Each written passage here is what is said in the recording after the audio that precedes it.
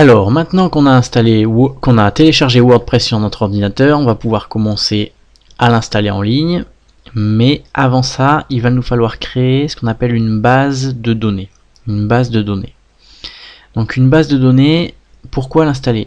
Parce que c'est un élément indispensable de tous les sites web modernes aujourd'hui.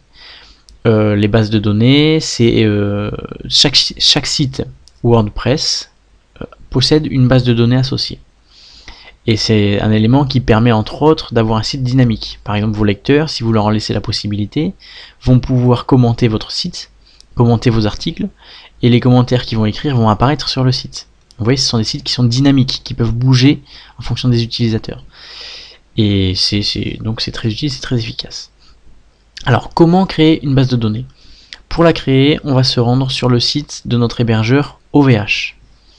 Alors, je vous montre parce qu'il y a une base de données qui est inclue dans l'hébergement. Alors, vous allez sur ovh.com ici, vous cliquez sur Manager ici, en haut à gauche, et vous insérez votre identifiant et votre mot de passe. L'identifiant OVH, ce qu'ils appellent le nick handle, c'est souvent un identifiant qui commence par 2 lettres, quelques chiffres tirés OVH. Voilà, ils sont pas tout le temps comme ça, mais souvent ils le sont. Et il y a un des emails qu'OVH vous a envoyé qui possède cet identifiant dans l'objet de l'email. Voilà. Alors ensuite, vous arrivez sur votre page de l'hébergement. Voilà. Donc vous voyez ici, là je suis sur ma page de mon hébergement sitepro.tv. Vous cliquez sur hébergement. Vous cliquez ici. Donc là vous voyez, on est dans l'onglet hébergement. Donc on a beaucoup d'options, beaucoup d'onglets. Et celui qui va nous intéresser, c'est celui-là, nouvelle base. Donc OVH, c'est assez pratique. Ils ont un système pour créer une nouvelle base. Donc on choisit la base SQL incluse.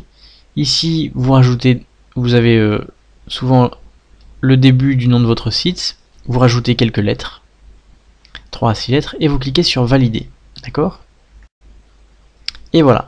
Il nous dit que l'opération a été effectuée avec succès, la modification sera effective d'ici quelques instants. Donc quand ils disent quelques instants, il faut compter en général un quart d'heure, un quart d'heure, 20 minutes, pour que la base de données soit créée.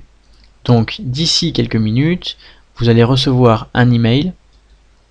Dans cet email, vous aurez le mot de passe et le nom de votre base de données. Il faudra bien le noter soigneusement, c'est un mot de passe assez critique qu'il faudra garder. D'accord ? Alors si vous êtes chez un autre hébergeur, vous pouvez créer la base de données soit avec phpMyAdmin, soit avec leur outil de création de base de données.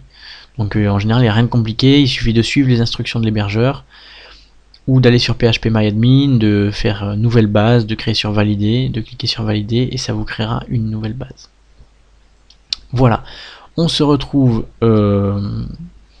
dans le prochain mail, donc vous noterez bien le mot de passe de votre base de données et on se servira de ce mot de passe là lorsque l'on installera notre site WordPress en ligne. Voilà, on se retrouve juste après.